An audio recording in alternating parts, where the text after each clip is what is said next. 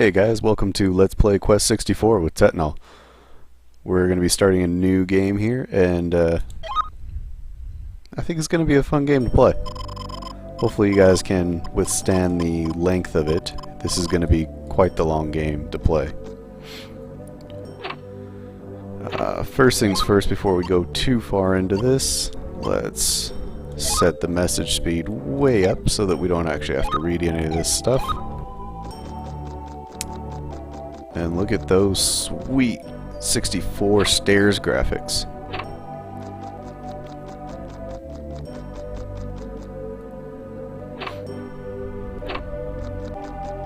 And more stairs. But at least it's somewhat a different room.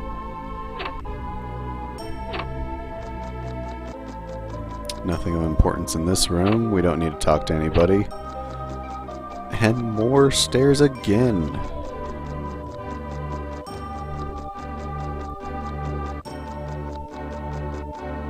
Right now we're just trying to get some items within the castle and then move on out, get some spirits, level up my water, which is the first thing I'll be doing in order to get healing spells.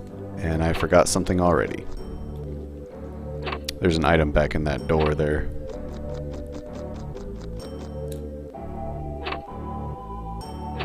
Actually, there's multiple items in this.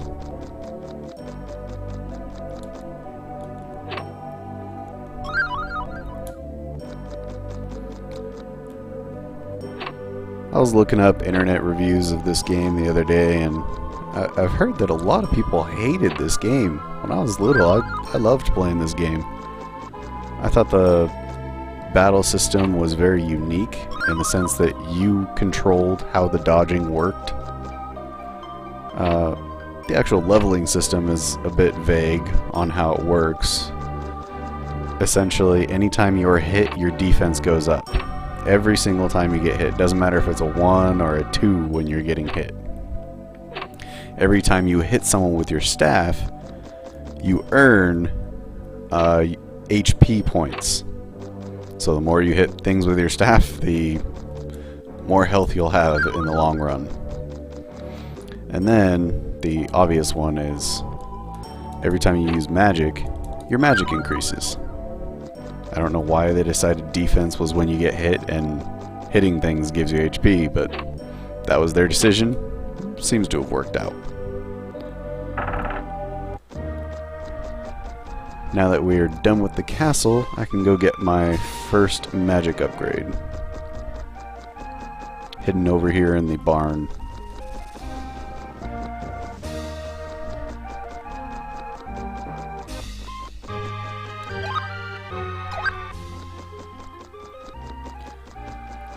Now, in case you guys see me do some weird inputs, I should mention that I am playing with a PlayStation 3 controller, so my C buttons are my right analog stick for down, left, right, and up. So right there was a prime example of I was demonstrating with my hand and forgot it was actually going to activate my magic.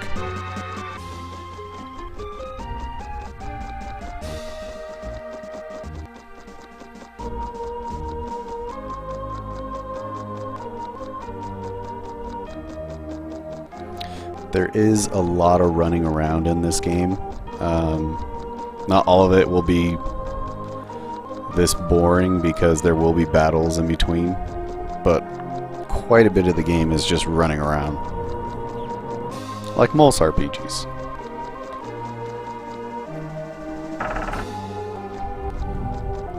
The basic background story to this game is your father is going after this guy that stole a book.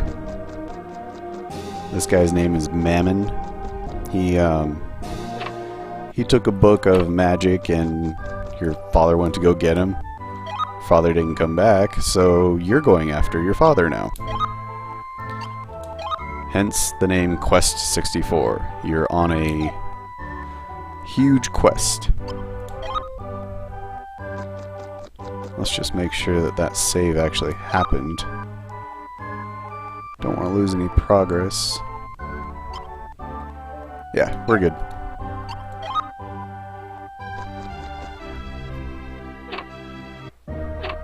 Hopefully I don't overwrite that first save file. I've gotten kind of far in that one.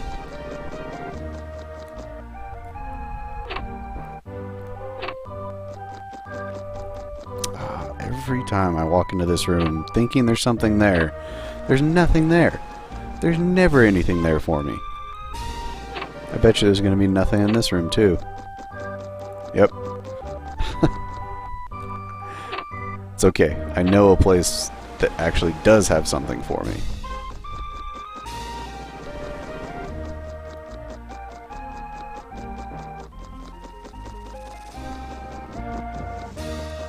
Up here's some more bread, which is going to be crucial when I fight the first boss.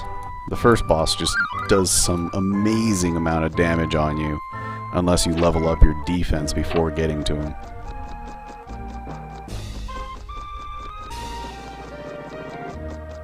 There's my second spirit to pick up. Oh, as I was saying, the sorry to go on a different tangent again. The whole game story is this guy took a book. You're going to find your father who went to look for the guy that took the book, and in the process you're going to go and kill the guy who took the book. During your entire quest you'll find out that there are these 4 elemental stones that control pretty much the entire land, and that's what Mammon is after. You'll have to fight the bosses to retrieve these minerals, or rocks, or stones, or whatever you want to call them. And in doing so, you'll gain the power of the rocks, which really doesn't do anything for you. But the funny part is, the village people who want the rocks back are always saying, "Oh, it's so precious to us," and then when you beat the boss, they say, "Oh, you can take it. It's all good. We didn't really need it in the first place." So we're finally in an area where I can be attacked. Hellhounds, perfect. They're an excellent source of experience points. And because I've already leveled up my water, I'll be able to kill them pretty easily. And there we go. They only have 10 HP, so that was perfect.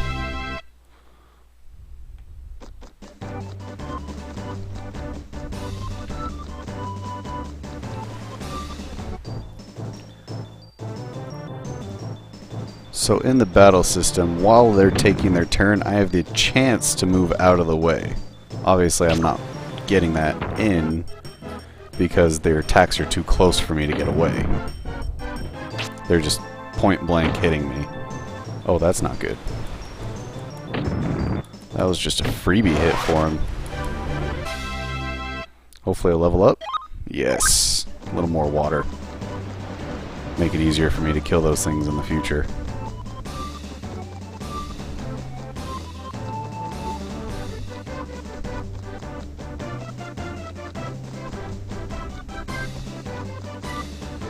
Now, one strategy that a lot of speedrunners have taken up is not getting themselves lined up with walls too often, because that can get you into a hairy situation where you can't get out of the battle without taking at least 3 or 4 hits. And something you might notice I'm doing is right before I get to the edge of my circle, well, it's supposed to be a circle. In the Japanese, it's more of a in the Japanese version, it's much more of a circle than in the American version. But see, like this right here, this is one of those instances where I've kind of trapped myself, and I need to try and run out like that.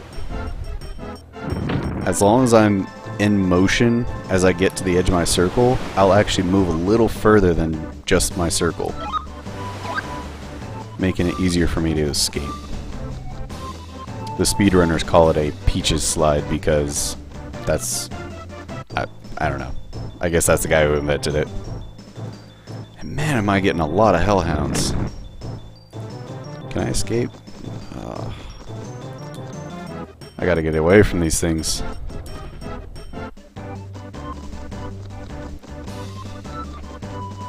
So the battle system allows you to dodge, which is a really cool feature. Here, this will actually be a perfect example of it. These werehairs do a wind attack, and I can run around like that and then dodge it. I really wish I hadn't lost so much HP already, because I want to take hits from those guys. They'll level up my defense really quickly.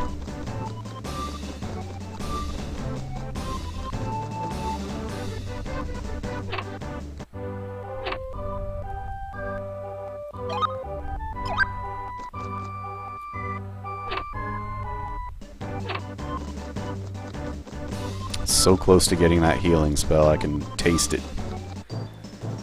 Oh, not a big mouth.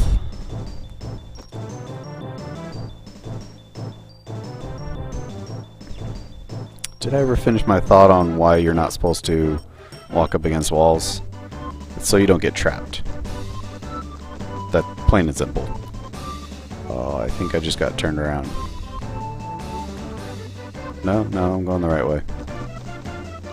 It's really easy to get turned around in this game. You finish a battle and a lot of the landscape looks the same, so you have to remember to use that compass and watch it as you're going.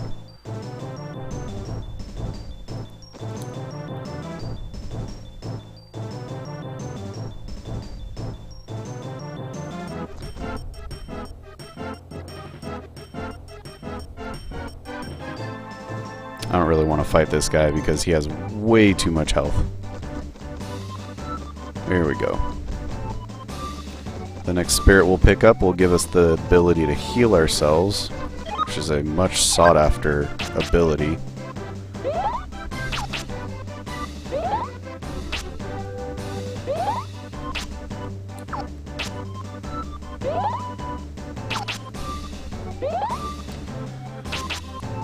A little more on the basics of this game. The magic is broken up into fire, earth, water, and wind. The by far best elements to get are earth and water. Earth gives you a spell called Avalanche, which destroys all enemies. It just drops a ton of rocks on their heads. It's a great strategy to use on almost every boss, every enemy, because it does so much damage with just one cast. The reason you get earth, or you get water, is to heal yourself, and to use a spell called Escape. Escape allows you to avoid enemy encounters a little bit easier.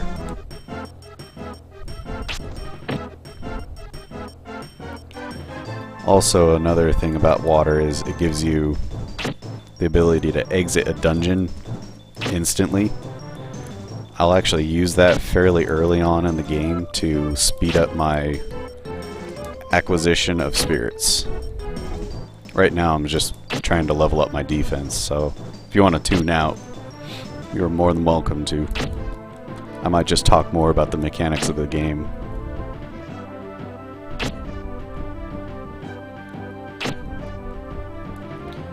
Oh, come on, Werehair, you can hit me a little more often than not. Do I need to move? Here. Try that. There you go. I don't care that you're doing 2 damage. Stop missing!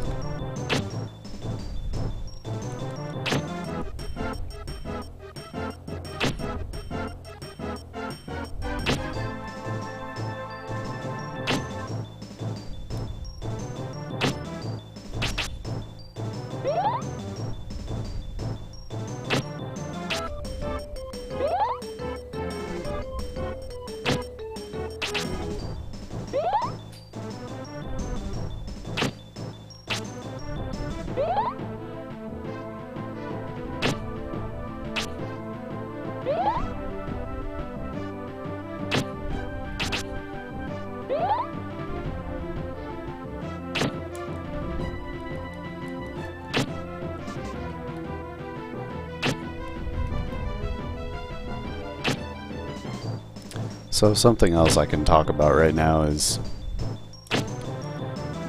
the first stone I'll be retrieving is the earth one, and that's held by someone called Slavrang, I believe.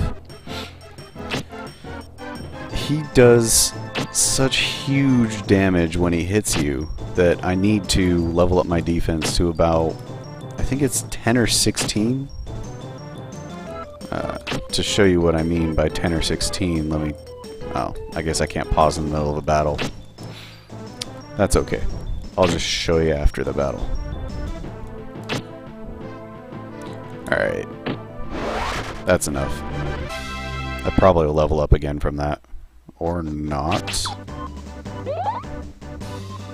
A game mechanic I can mention, though, is running revives your mana. Oh, this is bad.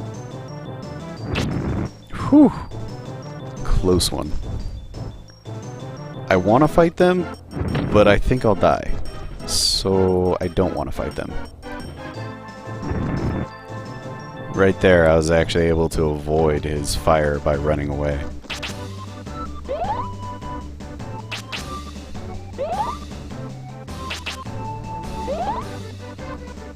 In case we meet some more hellhounds, I want to be ready.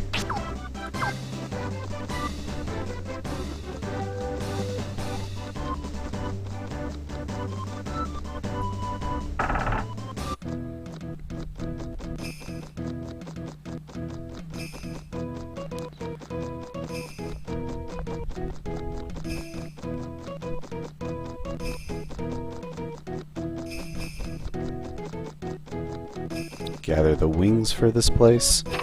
Whenever I walk into a room that looks like... oh, this is not where I thought I was at, actually.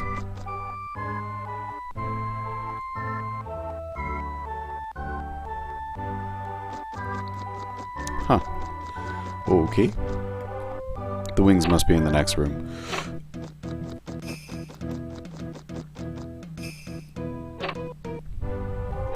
Whenever I walk into a room like this, I'm acquiring an item that's called...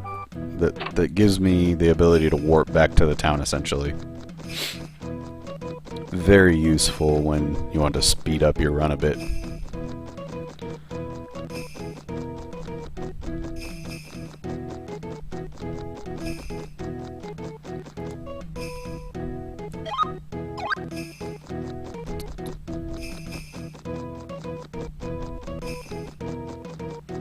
I'm going to take this opportunity while I'm in town to save once again.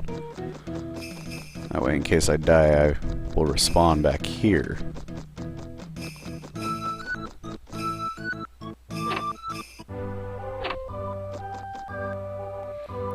This woman, by the way, is Shannon.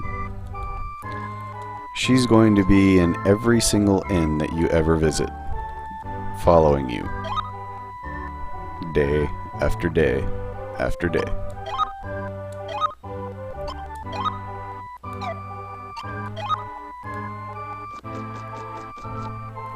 Alright, enough of this nonsense in town. Let's get back to fighting monsters.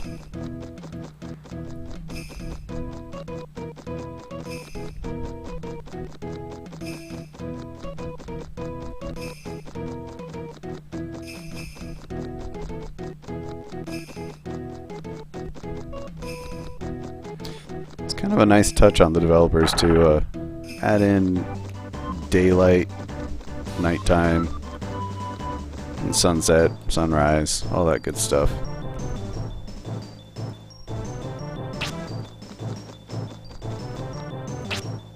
Let's see what a rock does to him. That's pretty much an instant kill.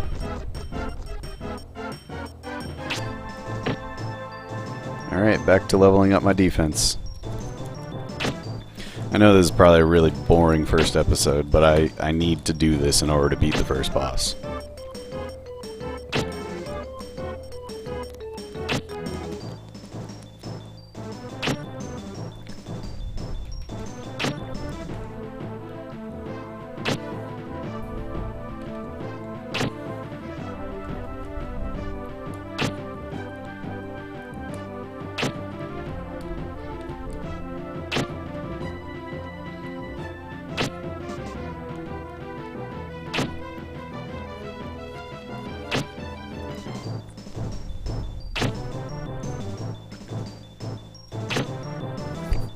Quit missing.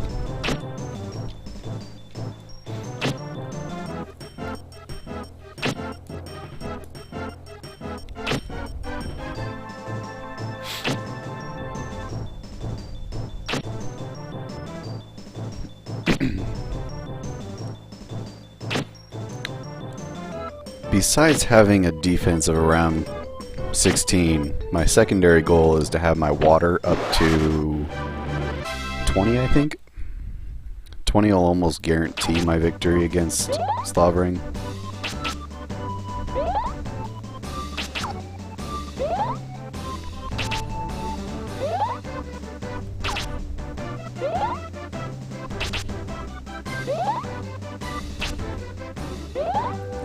Let's see what I'm at for defense. Oh, I'm already at 7, good. I'll probably take enough hits in the forest to accommodate the next levels that I need.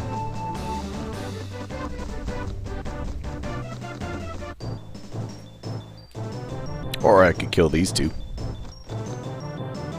I do have water pillar level 2, but it seems like you guys haven't really seen anything else. Let me show you what fire looks like. It's pretty much the same thing that the Hellhound throws at you. And here's a wind cutter. Maybe I'll shoot it out that way. Oh well. You know what a wind cutter looks like. It's just what that guy just did. I'm gonna smash him. And to show you what leveling up a secondary water pillar does, it just makes it bigger. Well, obviously the game wants me to level up my defense, so I'm not gonna say no to that.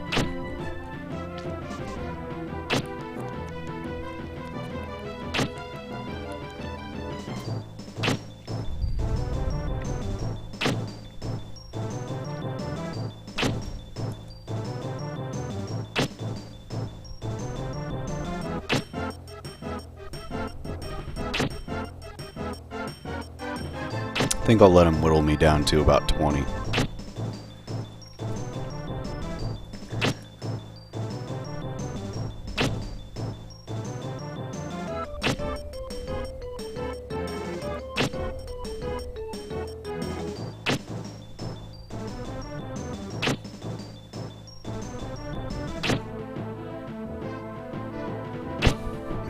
If he ever gets there. Oh geez, he keeps missing.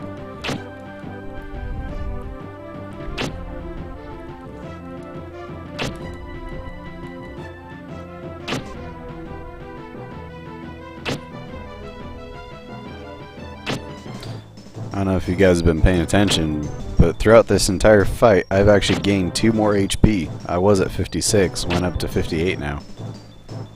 I think that means I leveled up.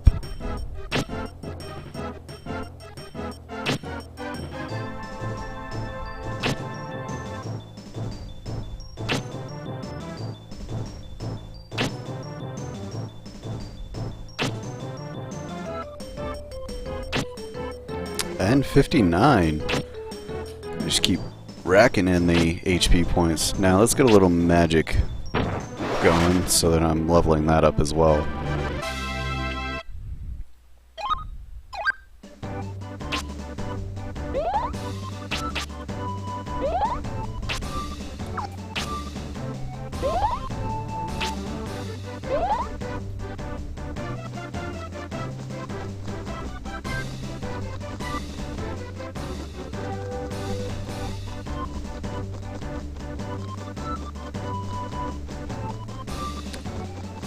Unfortunately, I don't think you guys are going to get to see the first boss, but I will collect all the spirits in here so that I can beef up my capabilities.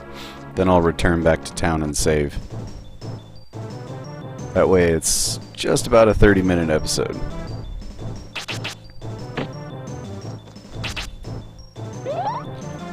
Another game mechanic right there. If you use magic while you're in the escape zone, you will escape. So it's always good to heal as you're escaping. Just saves a little bit of time.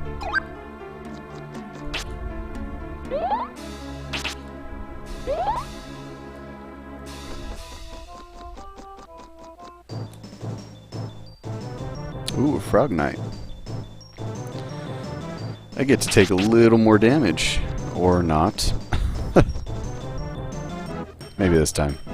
I'll be a little more ready for it.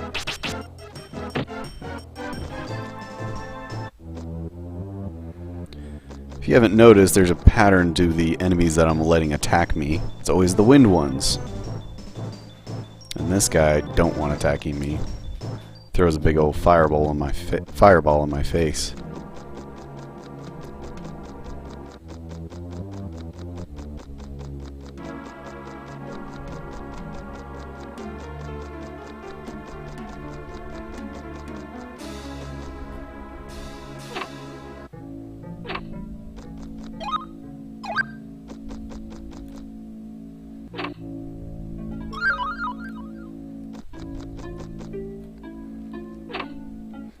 That pickup was Giant Shoes, or Giant's Shoes. They allow me to raise my agility for a turn, or two. It could be really useful in this upcoming boss, but I like to play it safe, so I probably won't need it.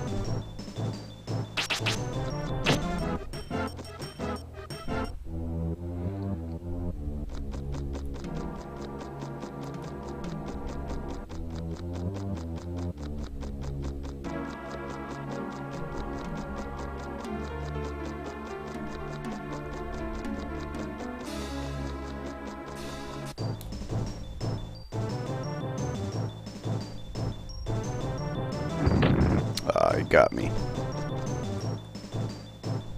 Something you may notice about Quest64 is, at the time, it was the only other kind of big RPG out, and it was the only RPG out for the Nintendo 64. So when the battle theme music starts, you may notice it's slightly similar to Final Fantasy VII's battle music. In fact, the beginning is the same.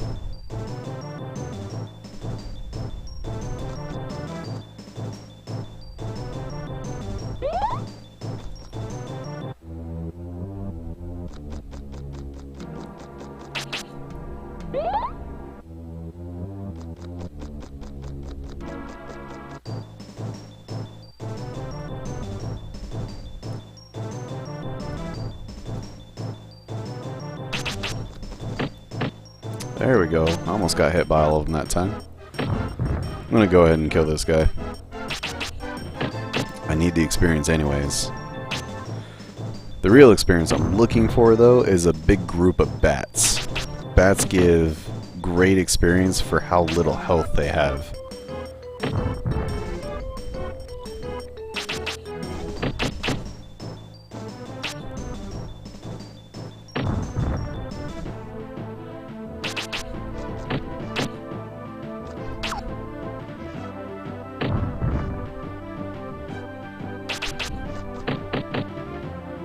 I'm purposefully running into these wind cutters so that I get more defense.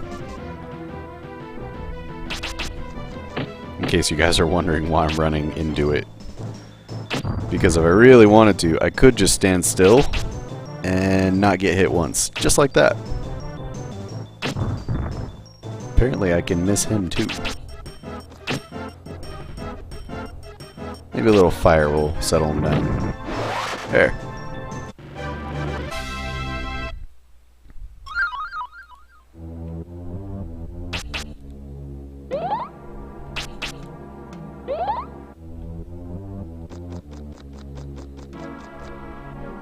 I'll have to read up if the silver amulet is a one-time thing, or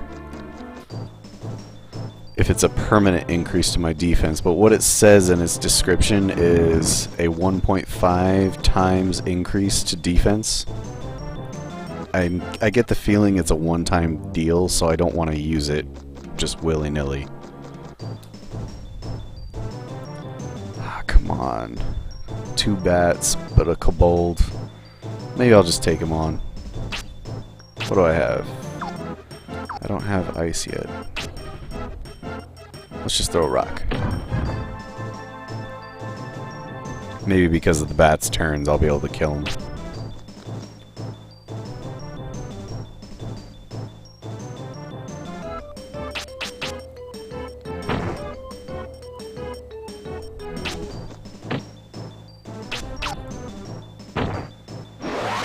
There we go.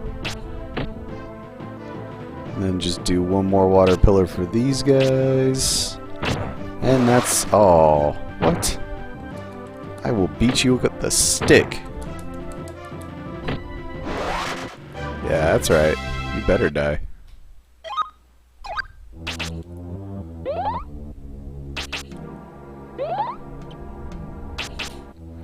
Oh, looks like I'm knocking on 30 minutes here, so let's try and finish this up. I need to just grab this last little spirit, and then I'll warp back to town and save.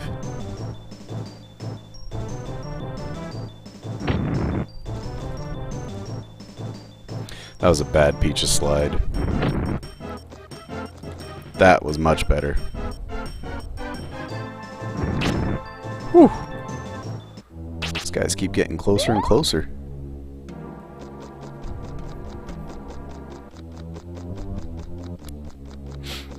Now, I could technically take the boss on right now, but it would be a way too big of a risk, and this is just a casual Let's Play. I'm not speedrunning the game.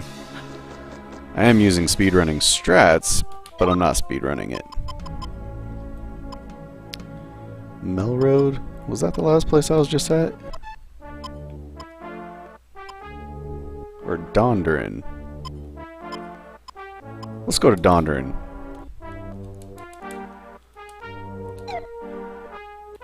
Wait, I can't use them? How do I... What? That doesn't make any sense. I can't use the item. Okay, I guess I have to walk it back.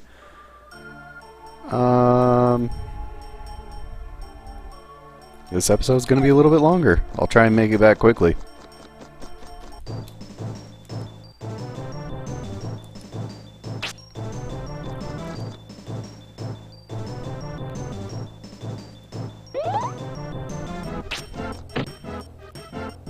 Alright, let's go. Time to get out of this awful forest. I thought I could use the wings in here. I don't know why I'm not allowed to.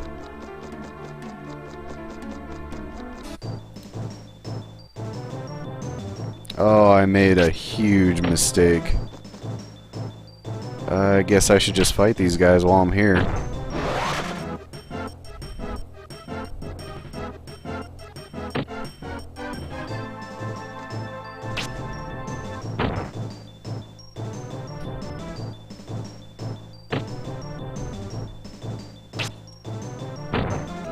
Using the difference between Water 1 and Water 2 is just the size and how much magic I have to use to cast it. If I'm close enough to a target, there's no need to use a bigger water.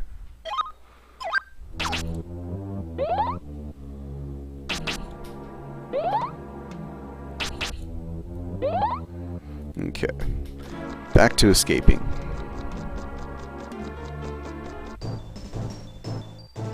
All bats? No. I don't care. I just want an all bat fight if I'm gonna fight something.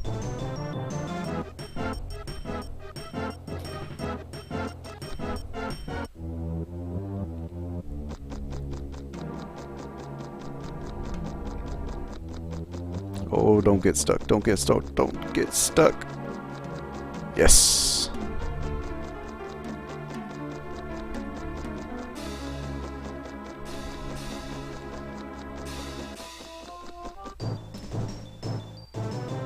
Well, I went kind of far without an encounter.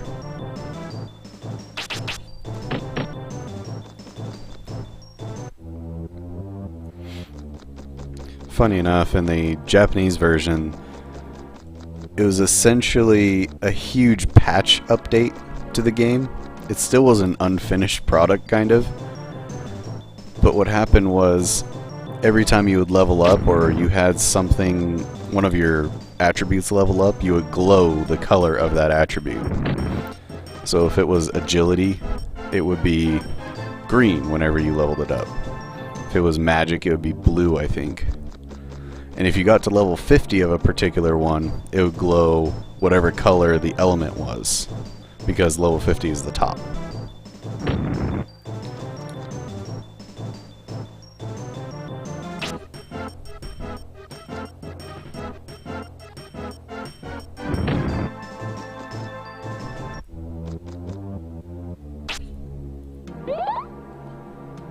Okay, maybe I can use the wings once I get out of here. Even though it's not that long of a walk, it'll still save some time.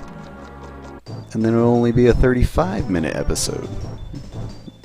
I take that back, probably 37.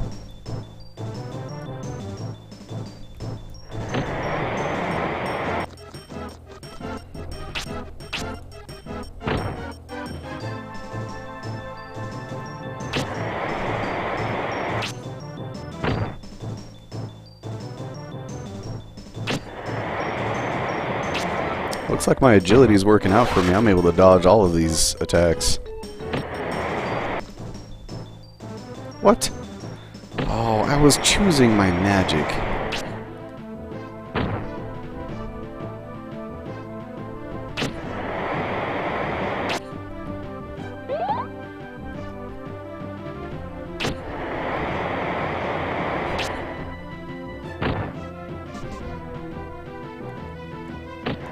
Might as well get some HP points while I'm at it.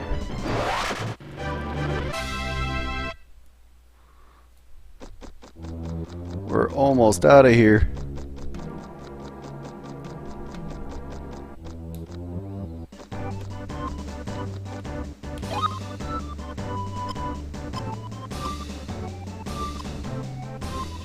You know, I'm very unsure of which way I'm going.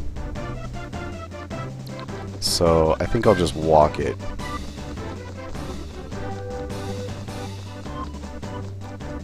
Wonder if it says it on this sign here. Well, apparently the sign doesn't say anything because I got into an encounter. What? It was on the ground already. That is whack. What does this say? I can't tell if that's supposed to be readable. Oh well.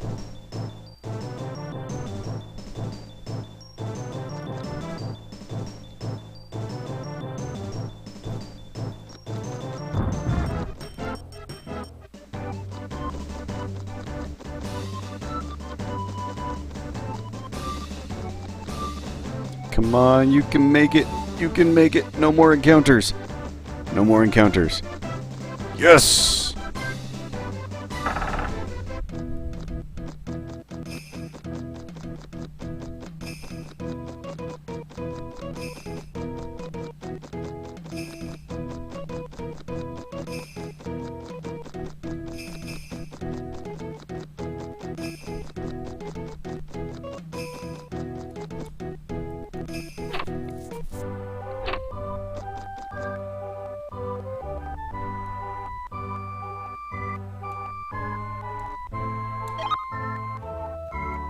Well guys, this will be the end of episode 1 for this Let's Play of Quest64. Please like and subscribe, and I will see you next time.